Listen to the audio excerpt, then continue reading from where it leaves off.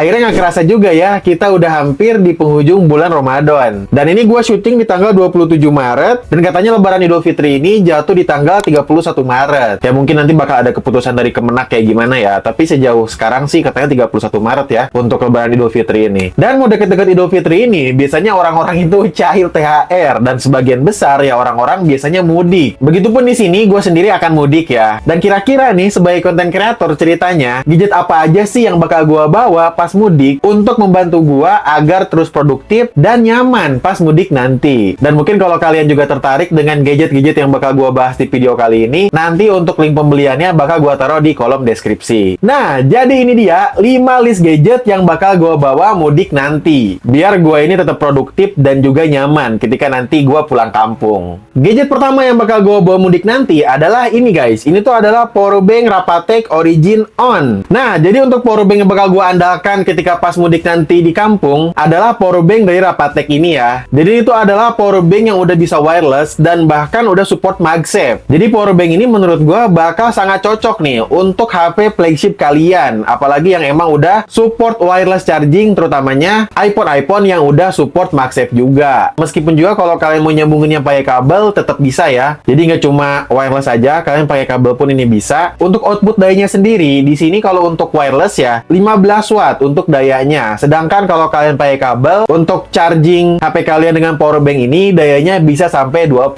watt. Cuman menurut gue yang menarik dari powerbank ini bukan di bagian situnya guys. Melainkan sisi yang menarik dari powerbank ini tuh adalah dari ukuran si powerbanknya ini yang compact banget. Lihat guys, ini kecil banget. Nah, ini gue pakai yang 5000 mAh ya. Dengan tebalnya ini kurang dari 1 cm, yaitu 0,9 cm aja. Ini bener-bener tipis sih. Bahkan ya, kalau kalian pakai powerbanknya ini sambil dimainin HP-nya, juga masih nyaman-nyaman aja. Kalau gue sendiri sih sama sekali nggak keganggu ya. Ketika powerbanknya ini gue tempelin ke iPhone gue dan gue mainin iPhone-nya, itu bener-bener nggak keganggu sih. Saking tipisnya powerbank dari Rapatech ini. Kalau gue lihat-lihat sih tebelnya ini mirip-mirip kayak iPhone ya untuk powerbank Rapatech Origin On ini. Serta nanti biar kalian mudiknya aman juga, powerbank Rapatech Origin On ini juga udah disertai dengan multiple safety protection. Salah satu perlindungannya ini adalah NTC protection untuk perlindungan overheat ketika kalian pakai powerbank Rapatech Origin On ini. Oh iya, satu lagi nih ya, untuk powerbank Rapatech Origin On ini katanya mirip sama MagSafe battery pack. Gue bilang katanya karena gue sendiri belum pernah pakai MagSafe battery pack ya. Tapi kalau gue cari tahu ya, untuk powerbank Rapatech Origin On ini kenapa bisa dibilang mirip? Karena nanti ketika kalian tempel powerbank ini di HP kalian, di iPhone gitu kan, nanti bakal ada semacam pop-up untuk sisa baterai dari powerbank Rapatech Origin On ini. Jadi sama juga ya, di MagSafe battery pack itu ada tuh pop-up untuk sisa baterai powerbanknya segimana lagi. Dan ternyata di pasaran ini tuh masih jarang banget powerbank wireless, terutama yang udah support MagSafe kayak gini, ada pop-up untuk sisa baterai powerbanknya berapa lagi. Itu masih jarang sih. Jadi ini powerbank dengan harga yang jauh lebih terjangkau dibanding MagSafe battery pack, ukurannya tipis, serta pemakaiannya cukup aman karena udah disertai dengan multiple safety protection tadi. Oke, untuk gadget selanjutnya yang bakal gua bawa mudik nanti adalah Huawei Band 10 ini. Jadi ini dia nih,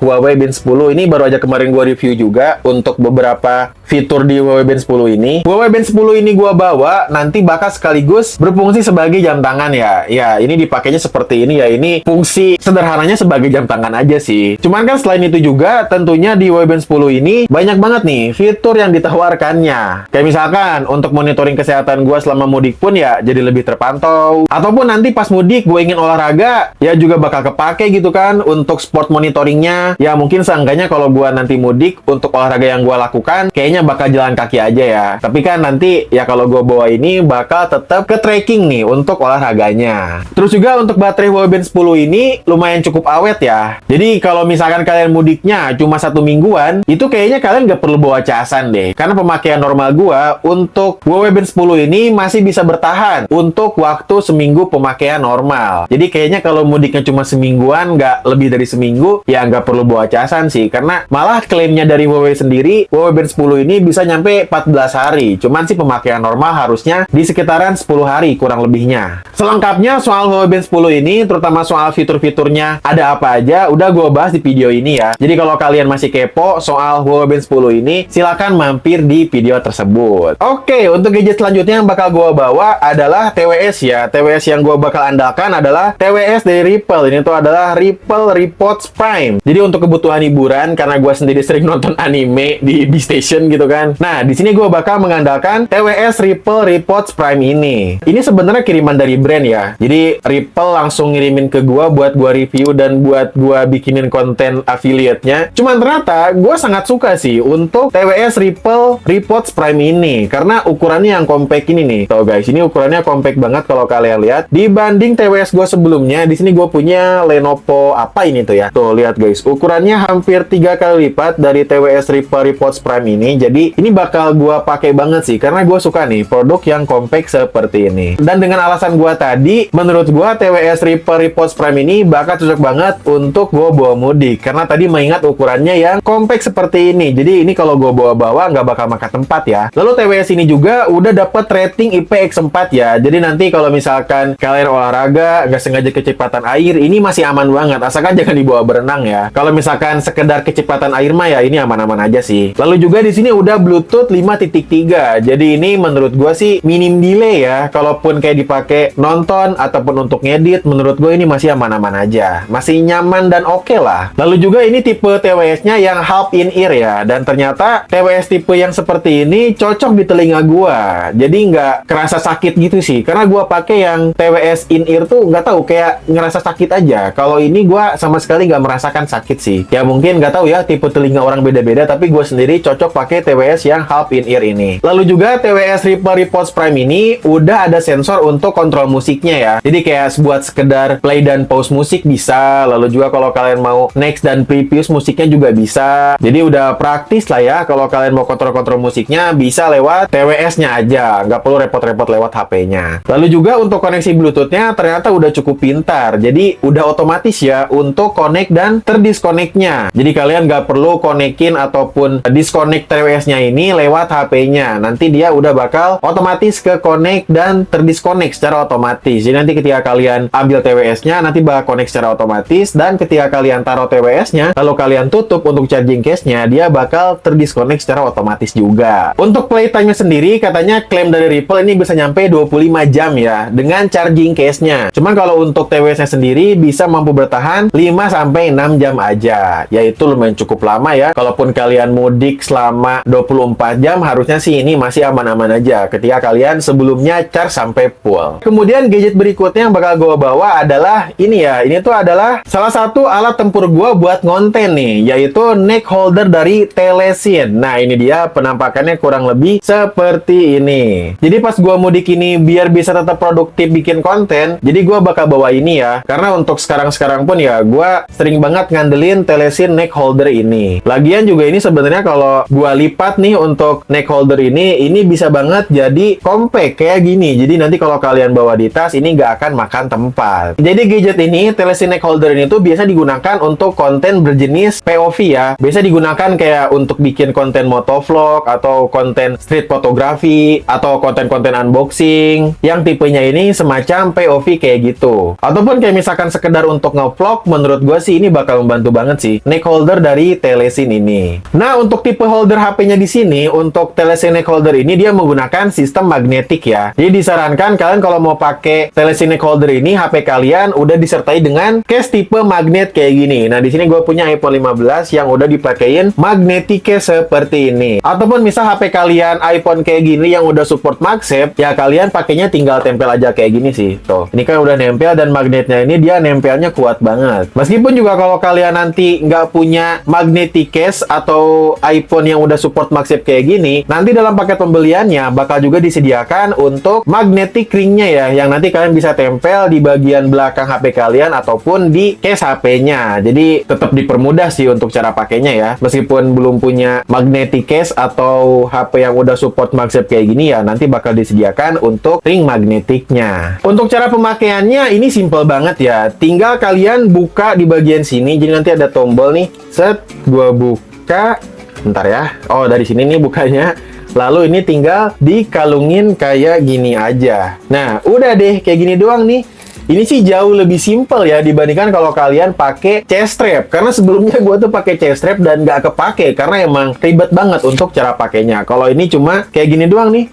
Udah, lalu kalian tinggal tempel HP yang kalian pakai buat konten, buat shoot videonya gitu. Udah kayak gini doang nih, simple. Serta telesin neck holder ini juga udah adjustable banget ya. Jadi kalian nanti ketika shoot videonya bisa secara portrait ataupun secara landscape. Nanti kalian tinggal atur aja untuk HP-nya. Lalu juga untuk kemiringannya nih, ini juga bisa diatur ya. Tuh, untuk kemiringannya bisa kalian atur nih. Kalian mau sudutnya segimana ketika pakai telesin neck holder ini. Oh iya, tenang aja ya. Kalau misalkan kalian khawatir dada kalian sakit ketika kalian pakai telesin neck holder ini, karena di sini ternyata ada semacam rubber nih atau karet yang akan melindungi dada kita nih ketika dada kita ini menyentuh neck holder telesin ini. Ini sih benar-benar diperhitungkan ya bahwa produknya ini bakal aman dan nyaman ketika dipakai. Ya, jadi ini dia alat tempur gua buat konten nih ketika nanti mudik kalau gua sempet bikin konten ya. Telesin neck holder. Lalu juga gadget lainnya yang bakal gua mudik untuk kebutuhan konten gua nanti kalau gue sempet konten adalah mic wireless dari Boya. Ini tuh adalah Boya V10.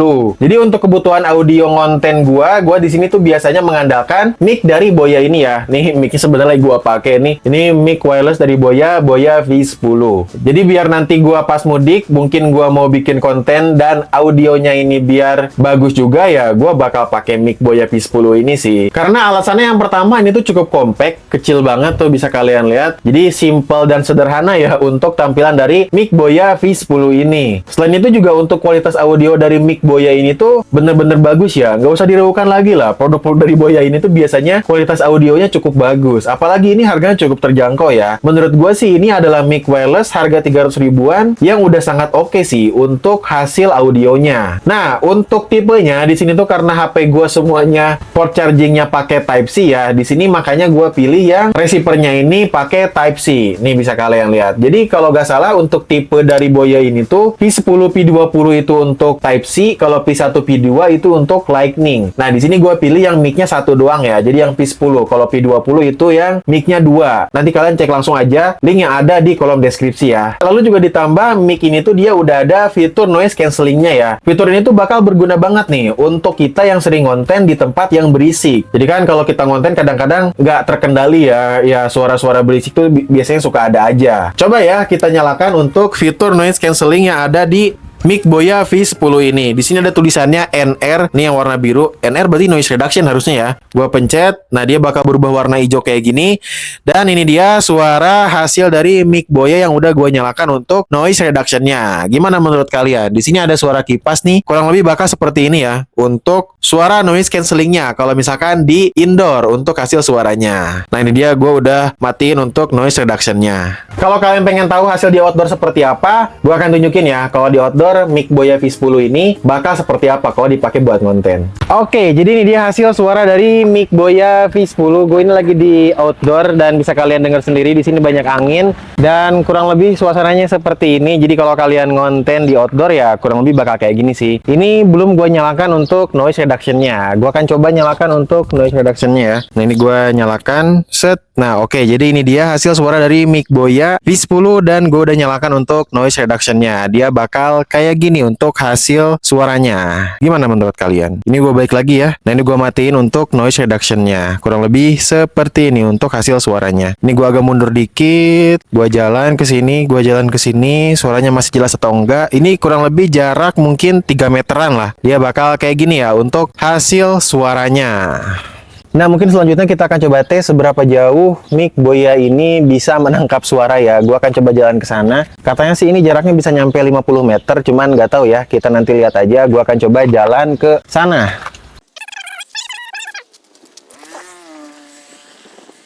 Nah, kurang lebih gue udah jalan di sekitaran 20 meter, dia bakal kayak gini ya untuk hasil suaranya. Gue nggak tahu ini suaranya masih jelas atau enggak, tapi kalian bisa lihat sendiri, kurang lebih seperti ini. Ya, gue mundur lagi, gue akan coba mundur lagi, dan kurang lebih kayak gini untuk hasil suaranya ya. Jadi ini dia hasil suara dari mic Boya V10. Ini mungkin jaraknya di sekitaran 20-30 meteran lah ya. Kalau gue berbalik, apakah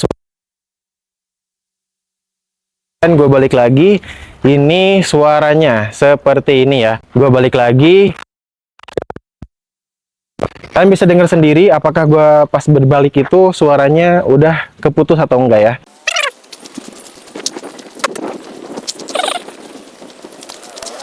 Ya, jadi itu dia untuk tes jarak dari mic Boya V10. Kalian bisa nilai sendiri kualitas audionya seperti apa ketika dipakai di jarak yang cukup jauh. Gue juga ingin nunjukin hasil suara dari mic Boya V10 ini ketika gue pakai ngevlog ya. Dia bakal kurang lebih seperti ini. Tapi sebenarnya kalau HP kalian HP flagship kayak iPhone atau Samsung S-series, Samsung flagship lah ya, itu biasanya sih nggak perlu pakai mic eksternal kayak gini, udah bagus suaranya ya. Tapi ya kurang lebih bakal kayak gini, mic Boya V10. Ini belum gue nyalakan untuk noise reduction-nya ya. Kayak gini untuk hasilnya. Ini di outdoor ya. Jadi kalau kalian konten di outdoor nanti kurang lebih gambarannya bakal kayak gini untuk hasil suaranya.